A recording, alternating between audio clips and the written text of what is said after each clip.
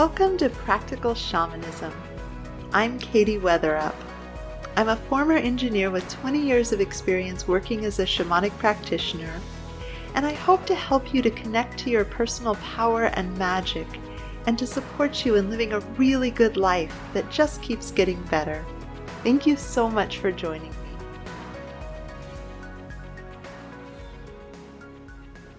I have a lot of hope and optimism for where humanity is going, and I want to share some of my thoughts on this. And I will start off by admitting very freely and frankly that part of my continuing to look for the evidence that feels believable, it's not just kind of the Pollyanna, but really looking for evidence that makes me believe that the world isn't going to hell in a handbasket, that we aren't on this terrible trajectory of destroying the entire earth and wiping out the human population. I look for evidence for that because I am aware of the science that says that people who believe in a benevolent universe have better outcomes than people who believe in a hostile or uncaring universe. It's healthier for us to believe that the universe is fundamentally on our side and conspiring on our behalf.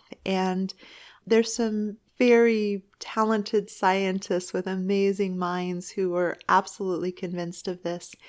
And so whatever the unknowable nature of the universe, if you are seeking evidence of serendipity and having the support that you need, and it may be uncomfortable in this part of the hero's journey, and maybe I'm being really stubborn about a lesson where, I ignored some warning flags about this really attractive person and it didn't go so well. My heart got a little shredded, but wow, I used my free choice to go in that direction. If we're looking at it through that lens, we will thrive more. At the level of fact, our physical and psychological health will be better.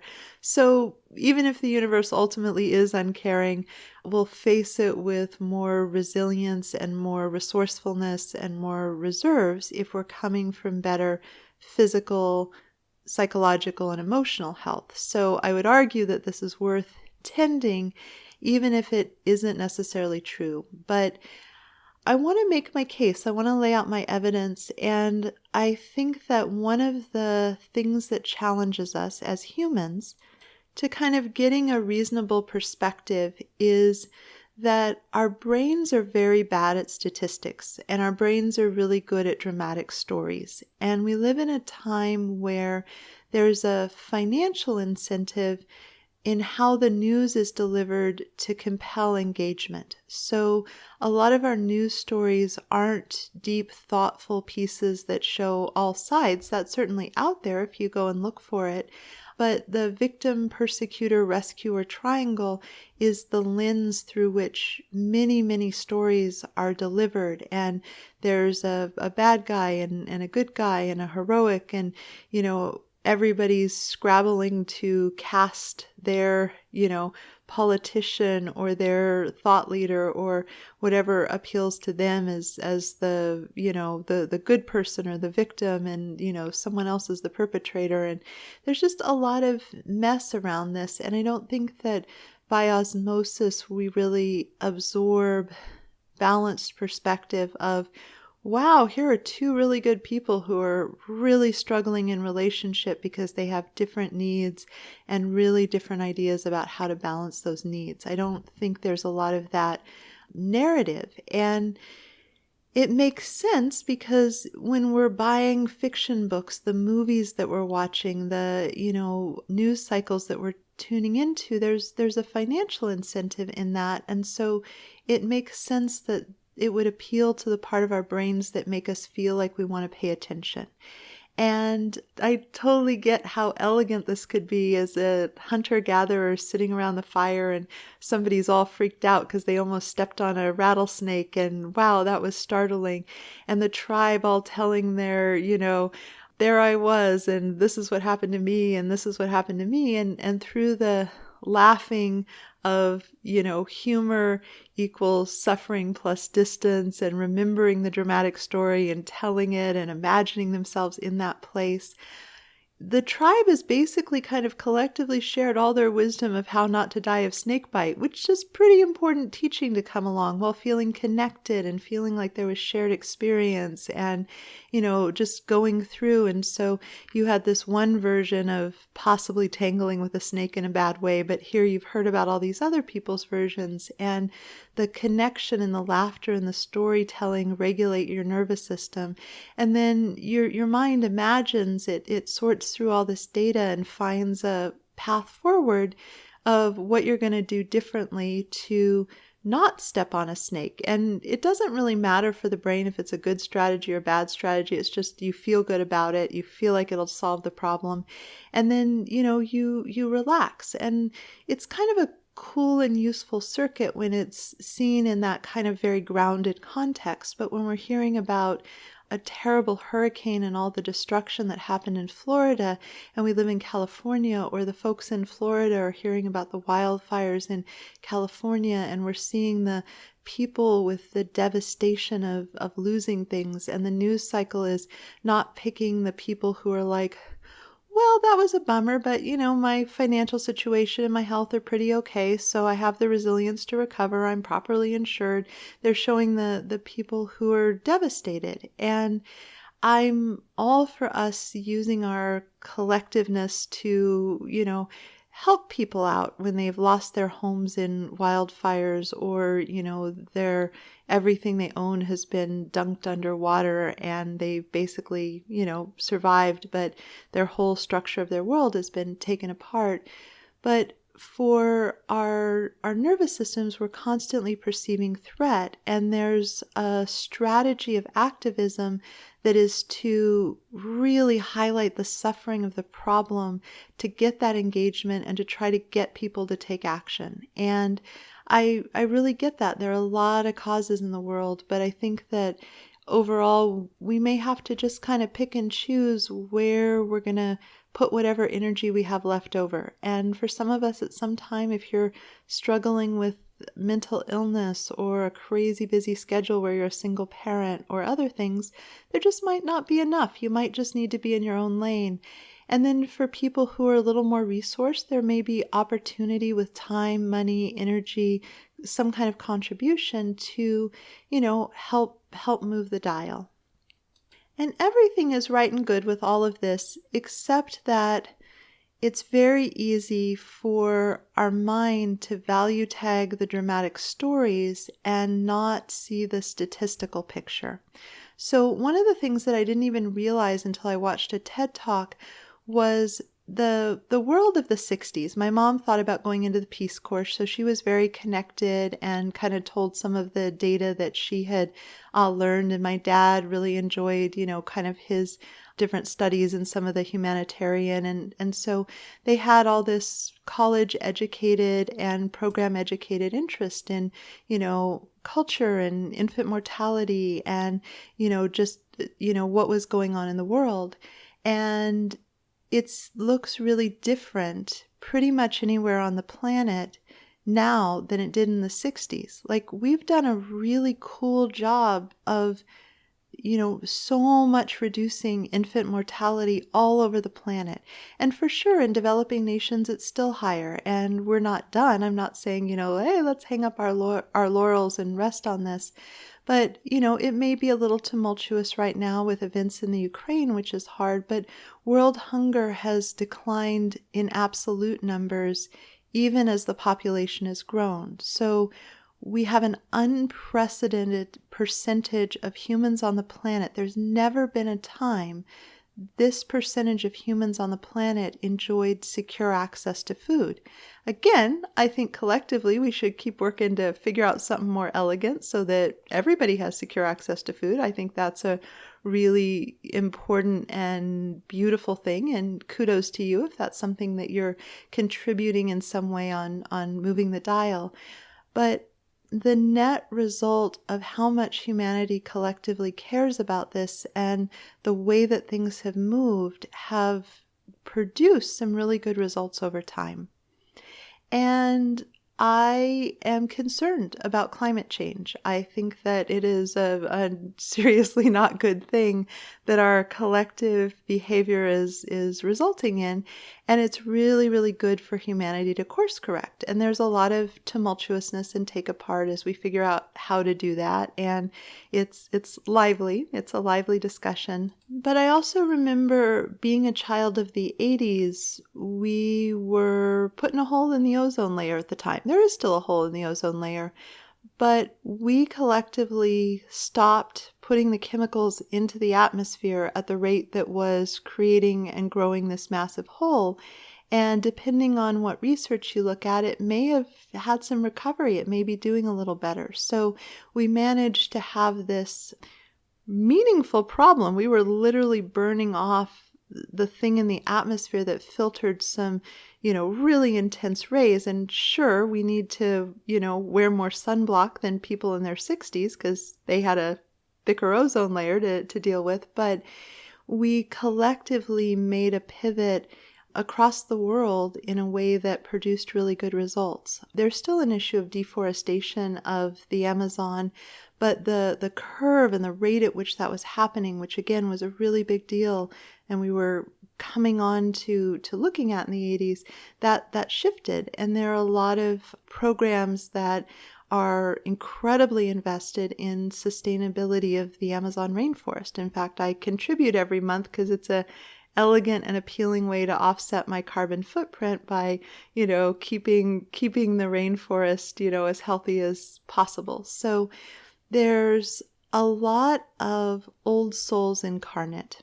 And sometimes being an old soul doesn't mean that you're particularly wise or kind or evolved. One of the kind of flip sides of the coin is that if there's a soul lesson you haven't learned after hammering on it for many lifetimes, you may be really stubborn and really stuck, and it may really take a lot for you to choose again and do something more resourceful if you've done something that caused suffering over a lot of lifetimes. But I do deeply believe that in going through these incarnations and these experiences, there's a trajectory of health and maturity and being more able to carry some of what we had on the other side of the veil. So this incarnation thing is really interesting. We put on these veils of separation and when we come into these bodies. And that's really important for the individual focused in space and time experience that works with human biology, that allows us to drive cars and not step on snakes and, do these really important things. But for a lot of us, in incarnating and going through life and then coming back again and having these experiences, we don't believe the veils of separation as deeply as we used to. And I know that there's an enormous spirit of, rather than what Brene Brown describes as Viking or victim, which is, either you're the doing unto or done unto, and it's better to be, in this, place of power. And if those people annoy you, of course they do, because they, go for what they want with short-term gains without sense of mutuality or collaboration. They're really committed to being out for number one, and they'll tell you that that's where they're coming from, which is helpful because you can avoid collaborating in life, if at all possible, with someone who has that philosophy. It's useful to note that people who believe that have much higher rates of suicide, depression, addiction. So they aren't really thriving, but those individuals can make other people's lives a lot harder.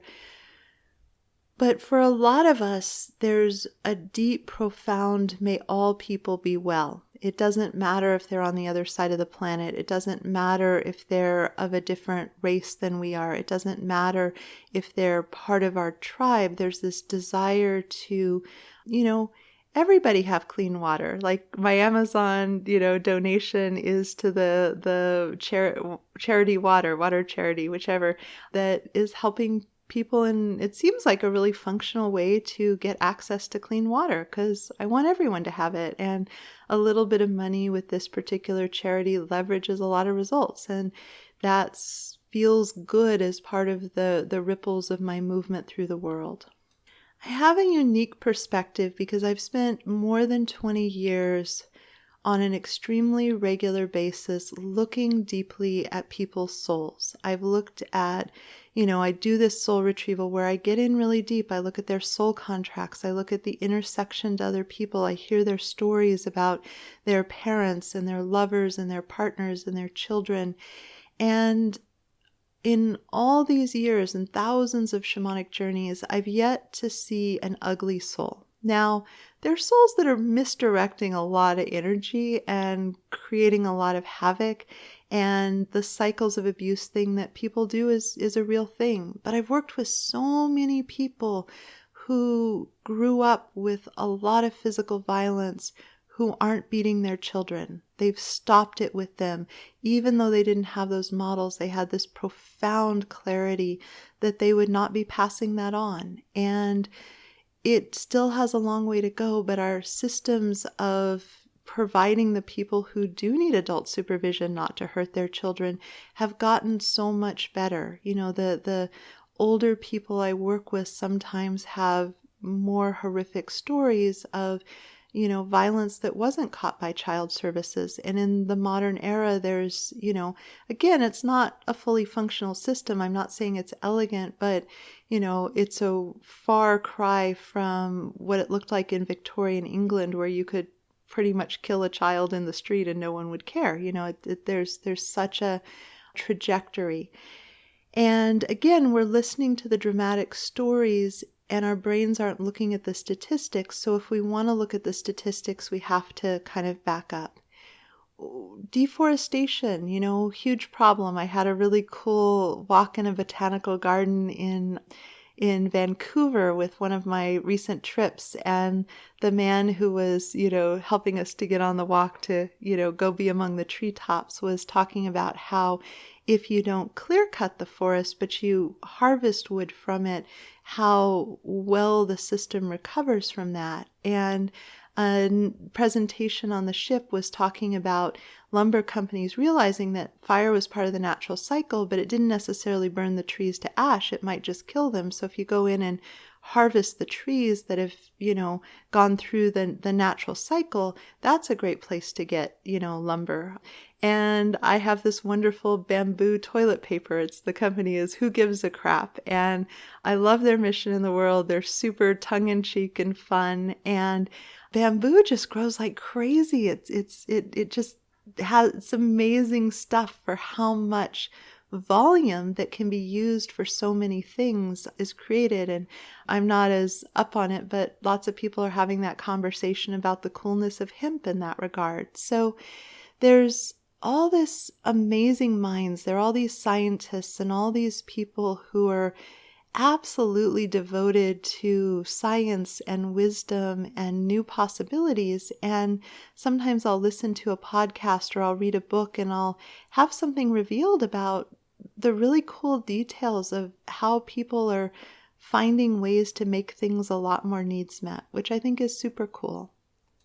Now, it is hard that we have these stories of humans that are having a harder time of it. And I had a couple of conversations with people over the last few weeks where someone who did not seem to be in their right mind, as I would define it, went by screaming at the top of their lungs something really repetitive and erratic. And, you're like, well, I almost hope that they're on something because, then they could have sobriety if that's their internal chemistry. That would be really grim. But, this person who's, so deregulated. And with one of the conversations, there's this woman in his neighborhood who just screams at her reflection in like van windows. Like she finds a window with a reflective surface and just screams, all this huge, terrible monologue at herself at enormous volume.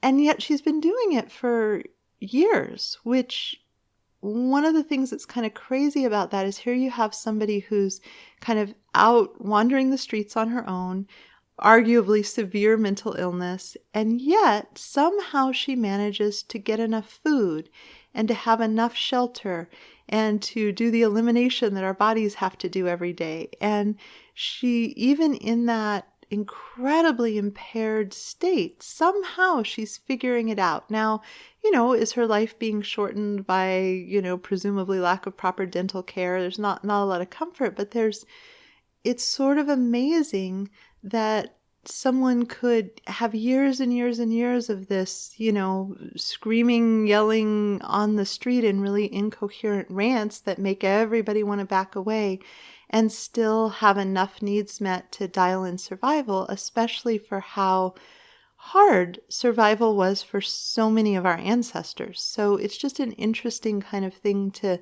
tune into, of how the most vulnerable, the most non-functional people, even if the system is incredibly inelegant, and I hear from a lot of people who, are dealing with terrible health conditions and then desperately struggling to have enough money for what's provided to support them and to have the support. Like it's complicated, and I don't want to hand wave any of that. I think we all ideally as a society and as humanity are still really in the game. And yet I think it's beautiful to note how much the places where we're doing a really good job, that collectively somehow this person is helped enough and has enough needs met that even in this state, they can survive. So we can look at all the ways that we do a better job of helping people out. Like, again, I minored in women's studies in college, and I was particularly interested in the Victorian era because so much of our modern thinking comes out of that, but we know their science was absolutely nuts. And as societies moved from farm life to industrialization, and from the feudal system into self-governing republics and democracies, and all these revolutions happened, all of this really interesting stuff. A lot of it was a little bit pre-Victorian era, but there's this movement. That was the first time in the literature the nature of women started being discussed, because there was this move where men of a certain class and wealth and power level were arguing that they should govern themselves. There's this emergence of the middle class, and the middle class really wanted to, have a vote and make choices.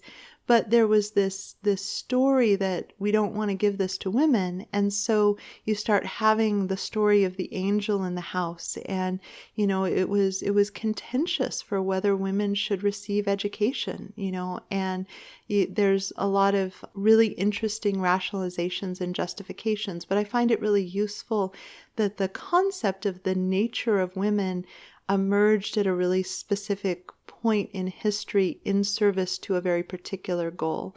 And it's really grim reading, but you can see that in the United States, rationalizing slavery. There were all these narratives being told about Black people, about why they felt less pain, or they didn't have the connection to their children that were being ripped away from them and, sold. Like there were these horrible narratives that erased humanity to justify and shore up slavery. And obviously, back in the day, there were a whole bunch of people who did not agree with that. And through the eyes of modern history, Uncle Tom's Cabin is extremely problematic. But, Abraham Lincoln told Harriet Beecher Stowe, oh, you're the author of the little book that started the big war, because there were, people who were so profoundly in disagreement with that narrative. And it's just interesting to see when you are hearing a narrative where there's a vested interest. And sometimes there's a vested interest because there's money involved, so there's marketing. And sometimes there's a vested interest because there's power or just defending the status quo involved, so people push back on that. And sometimes it's just purely emotion being rationalized. So when people have a desire or a want, the human mind can rationalize anything. So sometimes there are these very intellectual narratives that are about rationalizing. And I find this all super annoying as someone who's constantly trying to predict the ways my brain will lie to me and then question what it's telling me so I can chart a more sustainable course than an unsupervised mind might allow. And I'm doing this without being, super zen or practicing mindfulness all the time. I have some mindfulness, but I'm not extreme as far as meditating for many hours a day. But one of the things I find really useful to think about, in addition to these statistics of the decline in infant mortality, the decline in hunger, the ways that people across the world are living longer and having smaller families, the improved access to, women not dying in childbirth. Like there's just a lot of really cool things that come out of statistics. And it's really loud and contentious right now. So one of the things that I pay attention to differentiating is I don't care for the contentiousness and the loudness and the take apart nature. So going back to that example of someone in the United States leading up to the years of the Civil War, it was tumultuous. There was a lot of really intense conflict before it went to, the war that, really changed things for everybody in the country. It had profound, lasting impacts. And so when we're in this time of change and reorganization and some of the shadow, there are a lot of old souls that are like, I don't agree with misdirection of power that hurts people. And there are other people who are like, yeah, but it's serving me and I really don't want to give it up. And so that there's a lot of shadow that is being revealed and being reckoned with, and a lot of historic aspects to that. There's a lot going on. And I like to note that, I chose to be there, but I chose to come into this crazy world at this crazy time from a really quiet place, like, in spirit, integrated with my higher self, talking to my soul committee about what I was going to get up to. It was quiet there. So there's a little bit of like, wow, it's loud down here, that sometimes just isn't to our taste. So we're living in take apart times. And I think it's useful to differentiate between take apart times are stressful. And one of the things I really love about having a really good friend who's a shamanic practitioner is I can say, I'm having a take apart day. And she'll know that it's saying I'm uncomfortable, I don't like it, I'm clear of what's happening, so I'm moving through it as gracefully as I can. It's for the greater good. Some pattern or structure is reorganizing in a way that ultimately is going to give me more freedom and joy and health and alignment. But it's just not fun in the meantime. And I would argue that that's something that's really happening collectively for humanity. Shadow stuff is getting stirred up. Power struggles are happening. It's take apart times.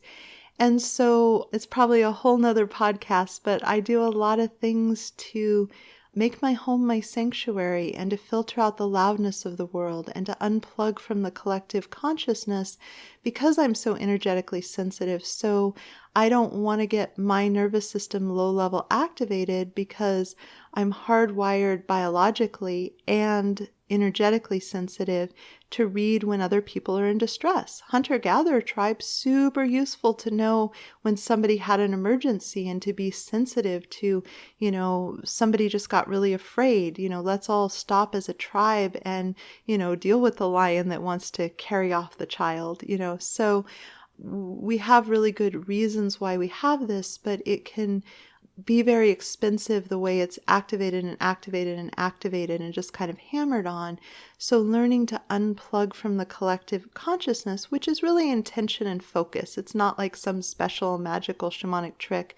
It's kind of about, coming in and saying, coming home to myself, and I want to unplug from the collective stress. And I'm a really big fan of what's called wards, protections on your home that filter the energy, because we live in really dense places and there's a lot of life going on, on the other side of the wall or the nearby freeway. And I have practices of bringing my levels down. So there's a cost to living in take apart times, which means I have to do more to feel good. Part of why I rent the place that I live and I own a condo that I rent out has to do with the fact that the condo's in a place of a great deal of urban density.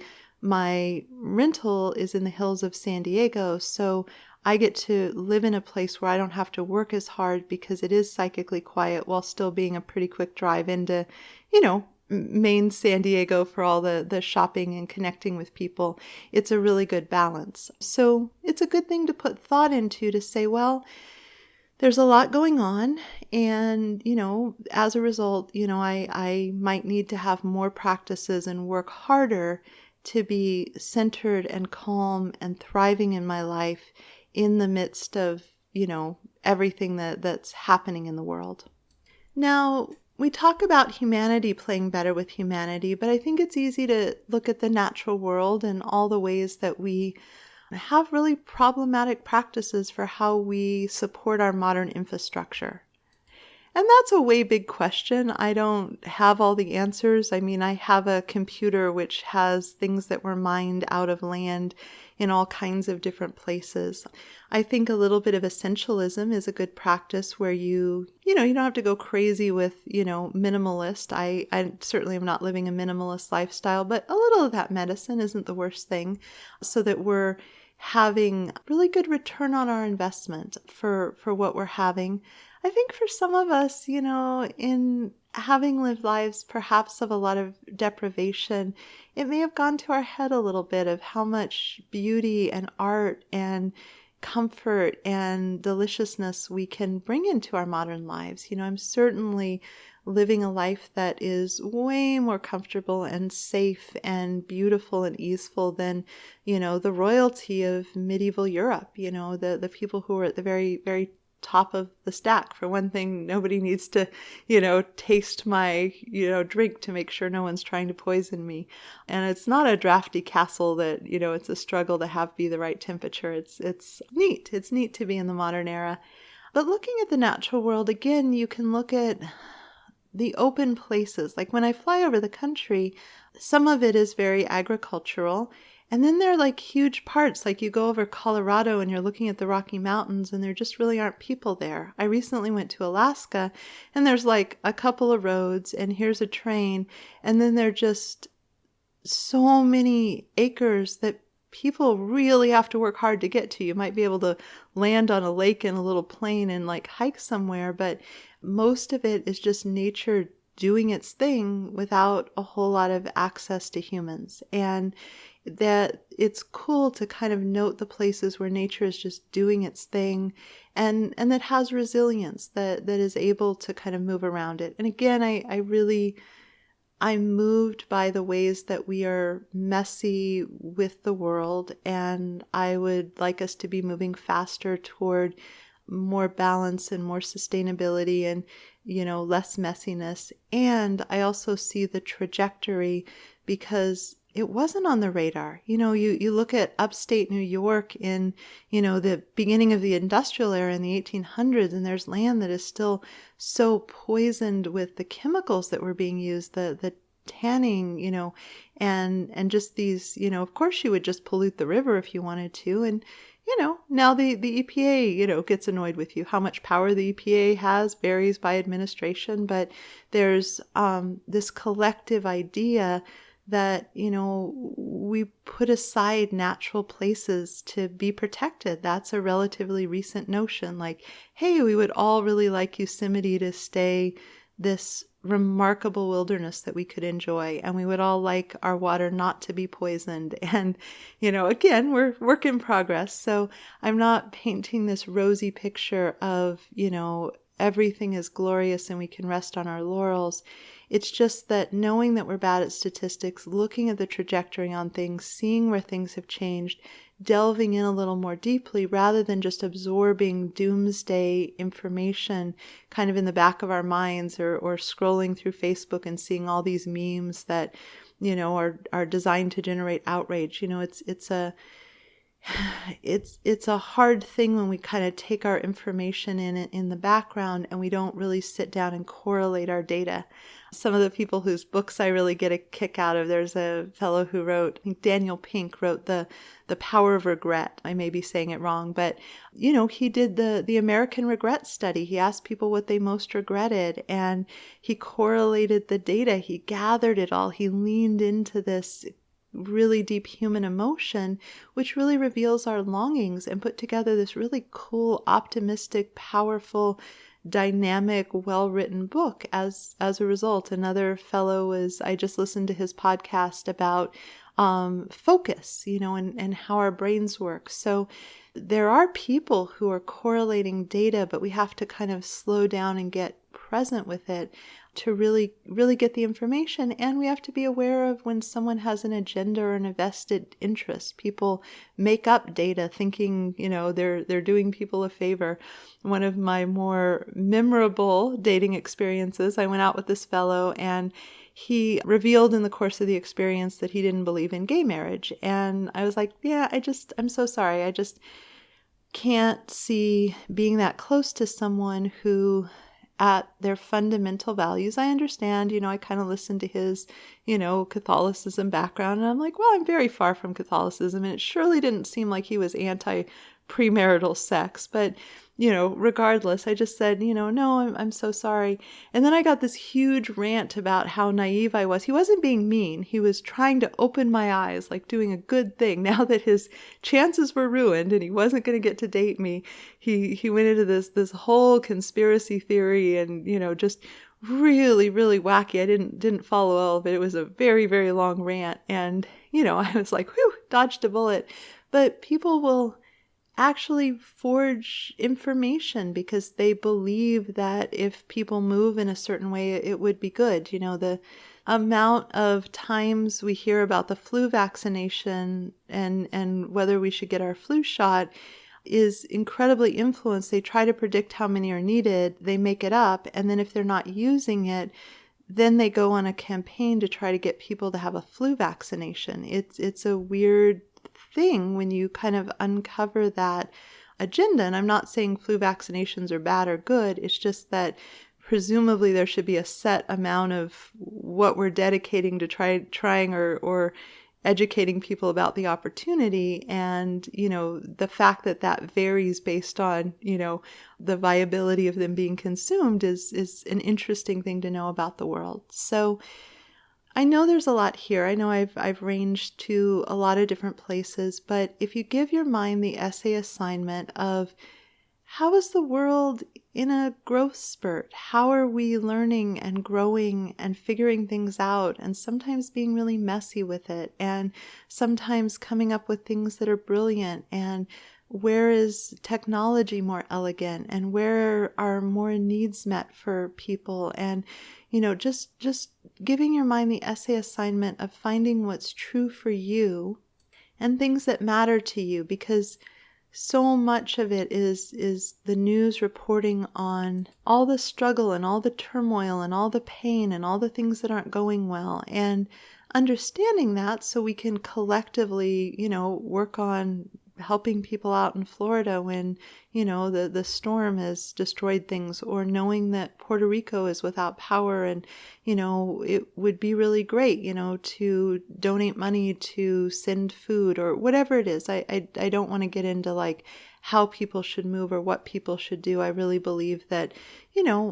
it's nice if we're all moved by different things because we'll help in different ways. There's a lot of support pouring into the Ukraine, and I think that's really beautiful. So in moving through the world, I think that it's useful to look for evidence of the story that humanity in all of its messiness is on an upward spiral, and ask the question, how can you put yourself on an upward spiral? How can you be improving your health mentally, physically, emotionally, spiritually, your life satisfaction, your joy, your life wish, your connections, your community? How can you create a trajectory of life that moves you toward more joy and fulfillment and soul purpose connection and sustainability and really enjoying and savoring life? Because that's a little difficult to do.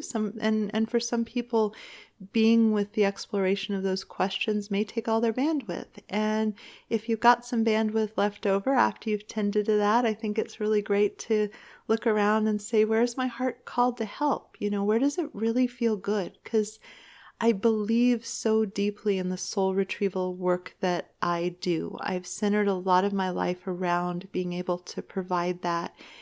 And it's not coming out of a like things are so terrible, but it's just this joy in wanting this for people, wanting them to have this wholeness and access to all of their light and magic and wisdom and strength, and not have it be separated, and what that provides and what that unlocks. Like, I love that I get to do that. And for sure, I think it's a contribution to the world. Of course, I'm also being paid for it. So it's my livelihood, which is awesome that I can multitask and contribute something I really, really, really want people to have while still being able to pay my rent and not having to hold an engineering job on the side. I did it that way. It was okay. I can do a lot more soul retrievals without having to have the engineering job. But really finding that place where there's sort of joyful contribution. And then for the osmosis of the woes of the world, just trust in the collective incarnation of old souls. There are a lot of smart, passionate, dedicated, resourceful, creative, connected, amazing people, heart and soul, working on figuring things out. From my bamboo toilet paper people, who gives a crap? They found this way to do non-scratchy, I go with the deluxe version, toilet paper that is really sustainable. And then part of their profits go to building toilets in developing nations, because they really want everyone to have access to, that experience of something that's pretty foundational for most of us. So there's a lot of opportunity to see that the world's not coming to an end. We have some messy problems in the modern era, and we can look back on our ancestors, in recent history. They dealt with world wars, and they dealt with, far greater economic turmoil than what we're experiencing now. And they dealt with, illnesses that we've eliminated. There was a lot that, they wrangled with as far as challenges of how to be in the world. And I think that humanity collectively is really engaged in the journey of how do we up level, and seeing the messiness and all of the complexity, and noticing if you're sensitive, you don't much care for the flavor of the loudness, but noticing that doesn't make it wrong. I'm not a fan of summer in San Diego, especially living out in the hills. It gets really hot, and I can't open the windows, and I miss the breeze, and I miss the more connection to the trees and the land that are more available to me in the fall. But there's nothing innately wrong with having summer. It isn't like summer's a bad season. It's just not to my taste. And so I take measures like, wearing as little clothing as is possible in the environment, and, generally taking care of myself so that I can still have a good summer, even though the weather isn't to my taste. And I would like to expand this into, having your mind, giving it the essay assignment of looking for, yeah, things are messy, but they're going in a good direction, evidence that it feels true and authentic to you.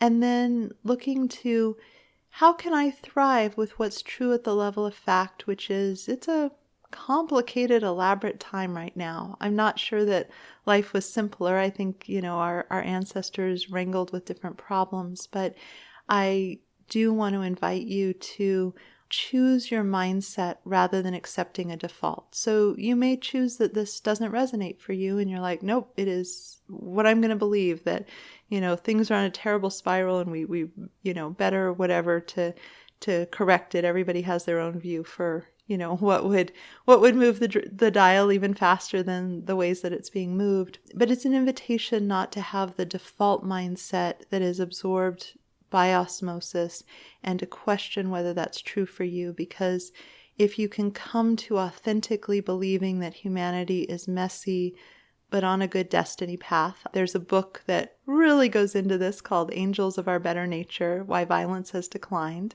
So if you really, really want to do a geeky study, somebody else has already gathered a lot of information for you as a jumping off point. But regardless, I really invite you to sit with this question. It may not have occurred to you to ask yourself. And if that resonates, then it's a mindset that we may find that we want to invest in and defend. Because there are a lot of toxic messages in culture, about what it is to be a woman, about what it is to age, about, all kinds of different things. And part of what I like to do is clean out of my head scary, stressful, untrue stories and find a better feeling story that feels authentically at least as true as the scary, stressful one. So for sure, fan of Byron Katie here. This is, I've worked a lot. I don't think it's one-stop shopping. I think there are a lot of different things, and some people like to use it as the only tool, but I do think it's a really useful tool.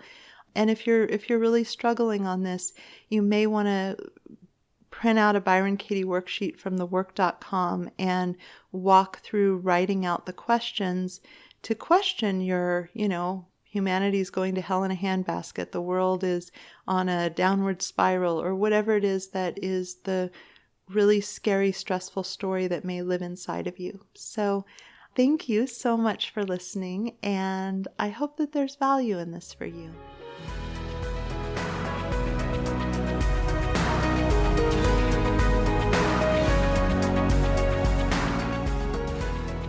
Thank you so much for joining me.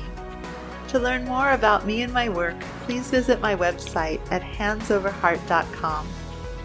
There you can join my mailing list for access to free bonus content in the members-only area. If you've enjoyed this, please consider subscribing and leaving a review. It would help me out a lot. Also, a special thank you to my patrons for your support. You offer me the time freedom to work on passion projects like this one. If you'd like to receive personal shamanic support from me and my team of guides, please consider joining my Patreon community. You'll find the link below. And again, thank you so much for listening. This is Katie Weatherup, wishing you wholeness and happiness.